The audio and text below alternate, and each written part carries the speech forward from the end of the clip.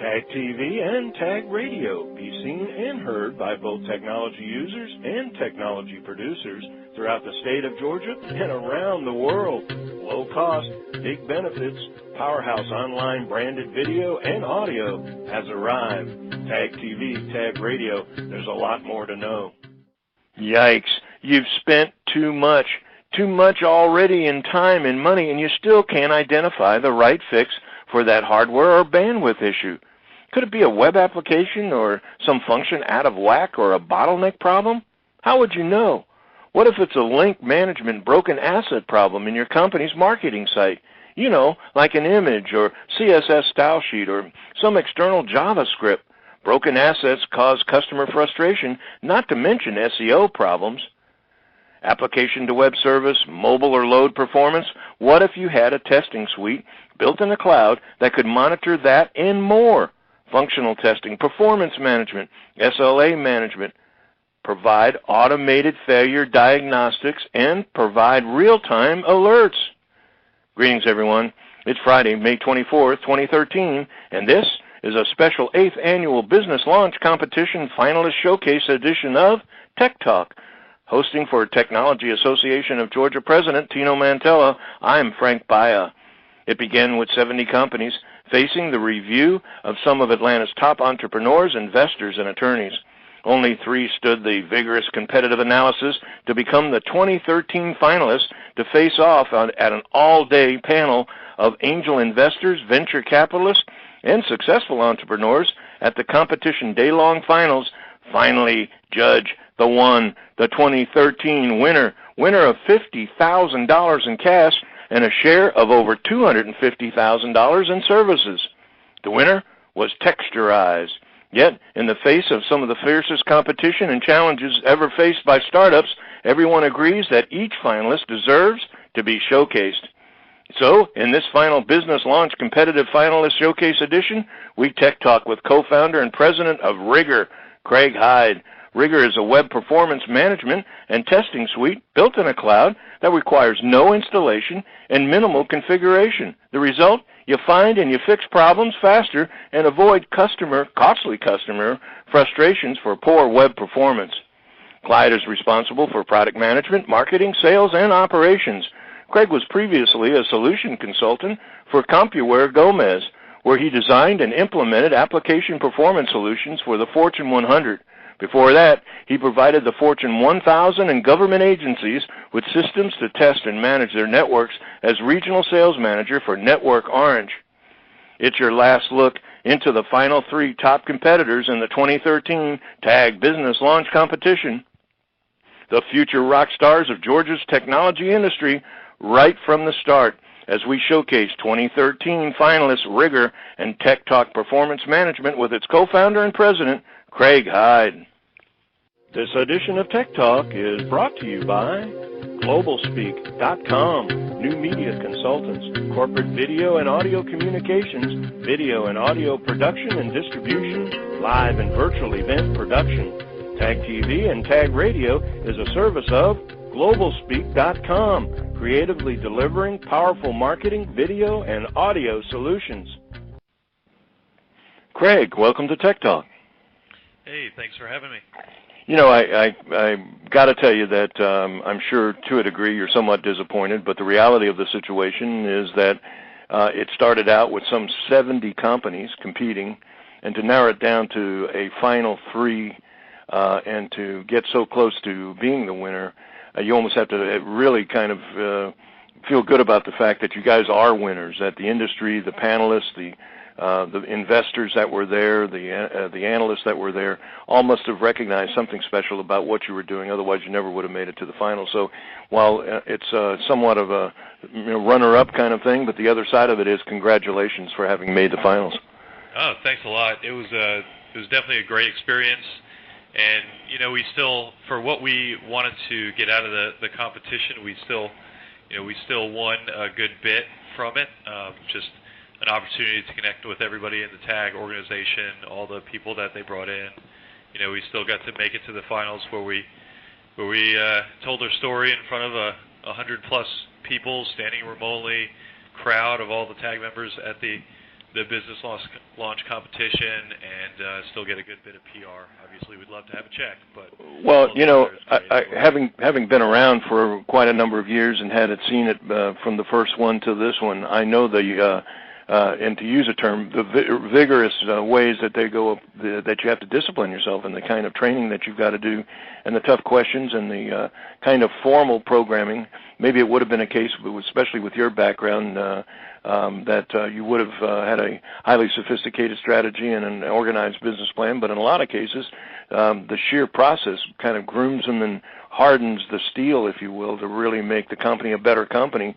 Again, it'd be great to walk away with the $50,000, no doubt, but the other side, you come out the other side a highly more conditioned and more competitive organization, at least from my standpoint. Would you agree with that? Oh, I definitely agree, and even the people who are involved in the process, the judges and the mentorship that we've gotten throughout from Spenset, Nero Mosley, and Blake over at ATDC, who helped us prepare.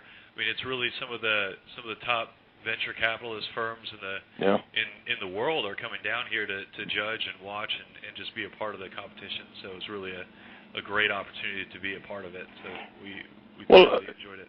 You know, there used to be a term called disruptive, and I say used to be because we would say disruptive technologies, and that's when something came in and radically changed not just a functionality or the speed of something, but literally changed the ecosystem in which the process of, say, source to consumption, I mean, it just radically changed, certainly iTunes in the music industry, for example. But I think in the case where the evolution of the Internet and the evolution of websites, the whole concept of getting faster and having more reliability as it relates to apps. Talk a little bit about the perception that you have in what I guess is called web performance management, and where's that at? Where's the evolution of that in terms of it becoming more pervasive? Is it really here now, or is it something that's just on the horizon and you see it as the next big thing, if you will? Sure. I mean, that's a great question, and so much of the past 15, 20 years has really been dedicated to making all this stuff faster, the stuff on the Internet, right? So everybody always wants to have the faster Internet. I mean, you can remember the dial-up modem back in the AOL and the AOL days and how slow it was, and every time the speed got faster and faster, everyone got more and more excited, right? Because you didn't have to wait for the web page to load for 35 seconds. You'd start truly surfing around. Really? And over the past, say, maybe a little bit more than 10 years, the high-speed Internet has really taken hold, and it's almost a norm. So everyone has this super-fast Internet, and all the sort of the engineering of the past was to optimize web pages to load faster. I mean, just download faster. And now that it's sort of accepted that people have really fast Internet, there's been a lot of changes in the way people build websites. But there's definitely no change in the fact that everybody wants things now. In fact, their perceptions of when their tolerance for slowness has just like dropped off completely. The team at Google did a study recently where they said people or websites that take longer than half a second to load start to experience drop off because people are tired of waiting for the site to load. So people are very it's a now world right now, so people want the things instantly. You know, what's funny is that when a lot of what from our perspective, from a new media standpoint, I can remember the first time we streamed live and it buffered, and we didn't understand it, and we were standing on one side of the computer with the client, and we were all kind of looking at each other, and all of a sudden it was like the static on a television screen, and it began to appear, and it was like you would have thought we landed on the moon. It was a high five because, my God, it does work. It actually does work. But I guess part of the evolution that you're describing is just that. It's an evolution. It really is on its way to some place. And to talk about the Internet is almost to think in terms of, as we say, the day. In the day it was called the Internet. In the day it was called television. Was it really television today? So what do you see in terms of not just the performance monitoring, because obviously that's something I want to get into with you in a couple of seconds, but as it relates to how this platform will become, I'm going to guess, entirely ubiquitous, and then with mobile devices, pretty much a the HAL of 2001: A Space Odyssey, if you will.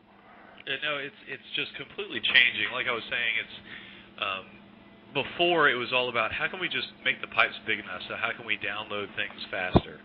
And now everyone has this super high-speed highway, so it's everyone thinks that, or not that they think that they can build anything, but what happens is people stop optimizing how fast stuff goes, so and they stop worrying about the speed, and so people can now, instead of taking one file or going to one website and they only get a couple pictures, now you look at a website and it's a completely different system. It's like a full application coming together in 10 seconds. So you got like Facebook and YouTube, and you expect all this stuff to come together. So it lets you build a lot more complex applications a lot easier, and then so the overall richness of the internet is going to get a lot more complex and a lot cooler over time. Well, talk a little bit about web performance management. I mean, is that, how do you approach that? I mean, is it an infrastructure? Is it something like a content management system or an application in itself that enhances the richness of a site? I'm kind of probing around. You're the person. What is it? Sure. So essentially, like I was saying, the internet's getting a lot more rich content, a lot of media coming from a lot of different places to make a website, and that's a real fundamental change in the past, or from the past 10 years or so, where it was just you built your website, you served your website. Now it's you build your website and you knit together things from all over the place. Like your new media, this new media broadcast, the interview will be put on all different types of websites. And so our play is that there's going to need to be some kind of system in place to manage the content coming together from all the different places. And so that's sort of where we play, is we have a management system that helps you validate that everything is performing correctly, from our YouTube to the Facebook plugins and all the different plugins, making sure all that stuff comes together and giving you visibility into how all that works, as opposed to the old world, which it's just like my server's on, we're good to go. Now it's much more complex, and there's more things to juggle. So, is it a platform within itself, or is it something like a Carbonite that comes from a cloud and looks into my site? I mean, what's the relationship in terms of the customer, and I guess really who uses it? Sure. Yeah. So think of us like a dashboard for a car, but for a website. So it's going to tell you when the check engine light's on. So it comes from the cloud, and we have these robots that are placed all over the world, and they come to your site, click all over it, and then time it and tell you how long it takes to load in California versus Virginia versus Europe, and then we provide that data to mainly right now. There's two core markets that we address: is online retail and finance, and the core around that is people need to those types of companies need to have their website up and running all the time. Time is money for those two. So if online banking website is down, their whole entire banking chain is closed. Sure. Same with the retail. So we're going to go to those people and help them fine-tune their websites, optimize them, and ultimately make it more customer-friendly. Well, is it automatic? Does it actually fine-tune it, or does it alert the owner of the site to take care of a problem that's about to happen? Sure. It'll do predictive analysis to find out problems, and then send texts and emails to people saying, hey, this thing is the one that went wrong, send this over to the guy who manages this part. Well, so it monitors all the time, consistently. It's never really not doing it. Right. Just like a dashboard. You never drive a car without a speedometer. We are that for a complex website.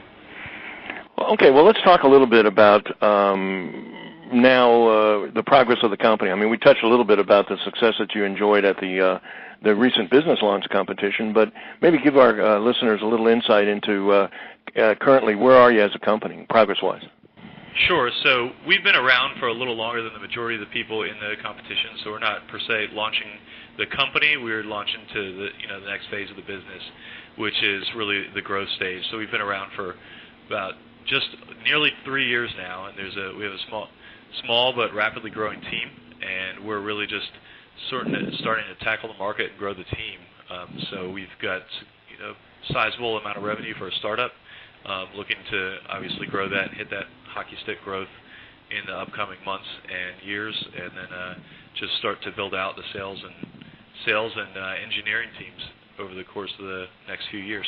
Well, the philosophers say when the teacher's ready, the student appears. When the student is ready, the teacher appears. I think it's a case where your timing is almost idyllic, because I think any earlier, probably people would have had a little bit of a challenge. Even the application and the cloud network really wouldn't have been as pervasive enough for people to really appreciate and understand the value of your proposition. Exactly, and I've spent my whole career in this performance optimization of applications, and over the I guess the eureka moment for the company was when we were looking at this company. We were looking at this was actually a local online car trading company, and we were on their website looking at some of their internal things and just sort of realized that they didn't own half the things on their website anymore, and there really wasn't a great way to manage things on the website that you didn't own. So it's a eureka moment from a fundamental shift in technology that's made this. Well, and again, it kind of is a little bit into our space in terms of we do a lot of digital distribution of video content and use content management systems, and it's a constant challenge to orchestrate all of the different RSS feeds, for example, that are coming in.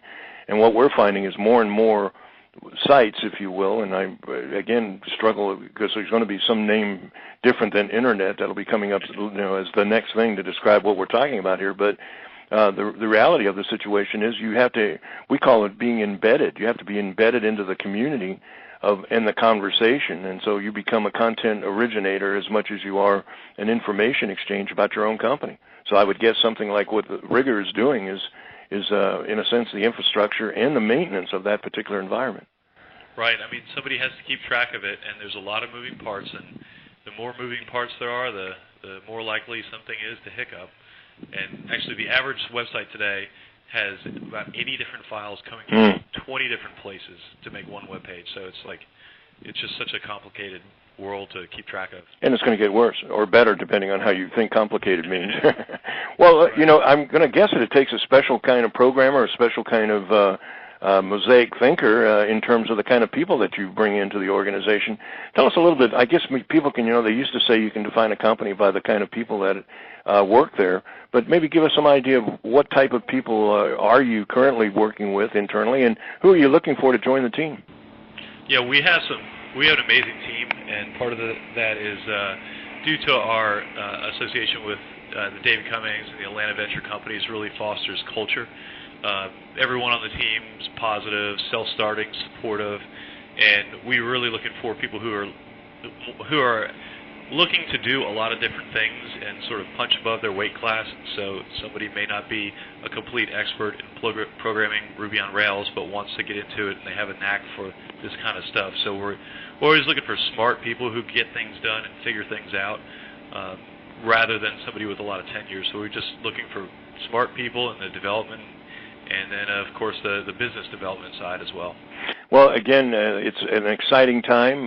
One of the things is it's always nice to get, as you pointed out earlier, recognition from your peers, and I still want to say that as far as I'm concerned, and I think a lot of people feel this way, to be 3 out of 70 and to have to go through the rigors that you, and you use the term again, but that you had to go through to get to where you're going, I think it was a form of performance management and performance monitoring on the part of the judges that gave you the one of the final positions. And so I'm going to say instead, tough luck, and I'm sorry that I don't think I want to go there. I think I want to say congratulations for not only a great job and a job well done as the competition goes, but what sounds like a pretty exciting business model and an extremely exciting future.